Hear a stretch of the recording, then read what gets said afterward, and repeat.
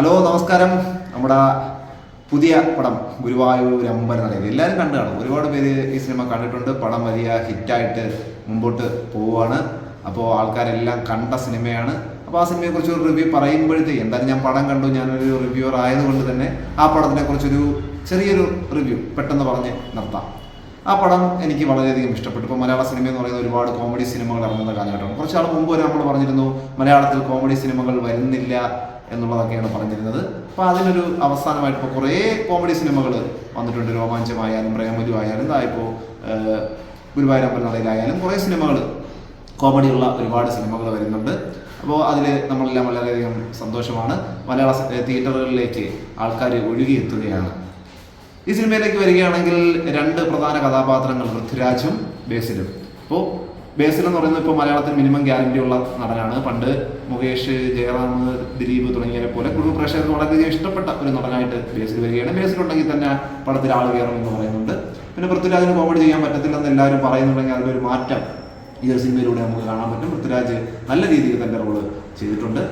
അതുപോലെ തന്നെ നായികമാരായിട്ട് വരുന്നത് അനശ്വര രാജനും അതുപോലെ തന്നെ നിഖില വിമലുമാണ്.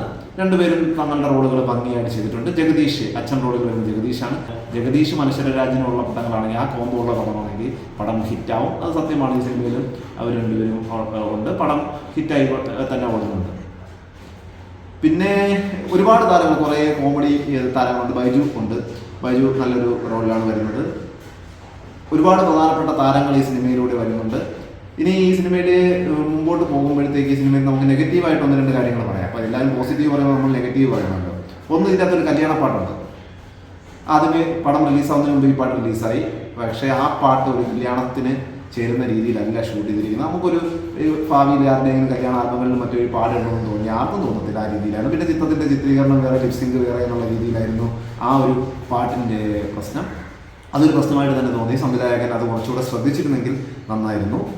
ഇനി കാസ്റ്റിങ്ങിൽ എല്ലാവരും നല്ല കാസ്റ്റിംഗ് ആയിരുന്നു. പക്ഷെ പൃഥ്വിരാജിൻ്റെ അനിയനായിട്ട് വന്ന സാഫ് ബോയ്സിൽ ആളാണ് അനിയനായിട്ട് വരുന്നത്. അവൻ ആദ്യ സമയത്ത് കുറച്ച് ഭാഗത്ത് അവന് കുറച്ച് അഭിനയത്തിൽ കുറച്ച് പ്രശ്നങ്ങൾ അവന് ഫീൽ ചെയ്തിരുന്നു.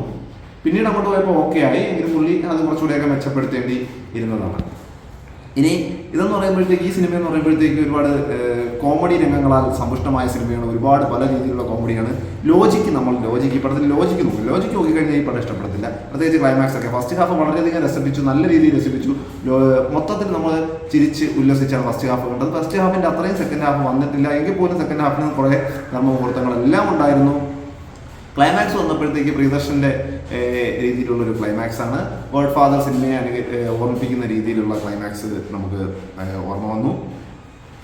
അപ്പോൾ അത് നമ്മൾ ബുദ്ധി വെച്ച് ചിന്തിക്കുകയാണെങ്കിൽ പടം ചിലപ്പോൾ ആ ക്ലൈമാക്സ് ഒന്നും ഇഷ്ടപ്പെടത്തില്ല. ബുദ്ധിയില്ലാതെ എൻ്റർടൈനിങ് എന്നുള്ള രീതിയിൽ ചിന്തിക്കുകയാണെങ്കിൽ തീർച്ചയായിട്ടും നമുക്ക് ഇഷ്ടപ്പെടുന്ന ഒരു പടം തന്നെയാണ്. ഇനി ഇതിൽ പ്രധാനപ്പെട്ട ഒരു കാര്യം എന്ന് പറയുന്നത് ഇതിലെ പഴയ ഗാനങ്ങൾ പ്ലേസ് ചെയ്തിരിക്കുന്ന രീതിയാണ്. പഴയ ഗാനങ്ങൾ ഇപ്പോൾ മലയാള സിനിമയിൽ പഴയ ഗാനങ്ങൾ പ്ലേസ് ചെയ്ത് നമുക്ക് നൊസ്റ്റാൾജി ഉണർത്തുന്ന രീതിയിലാണ് കൊണ്ടുവരുന്നത്. ഇതിനകത്ത് നന്ദനത്തിലെ പാട്ട് പ്ലേസ് ചെയ്തിട്ടുണ്ട്. അത് കൃത്യസമയത്ത് കൃത്യസ്ഥലത്ത് തന്നെ പ്ലേസ് ചെയ്തിട്ടുണ്ട്.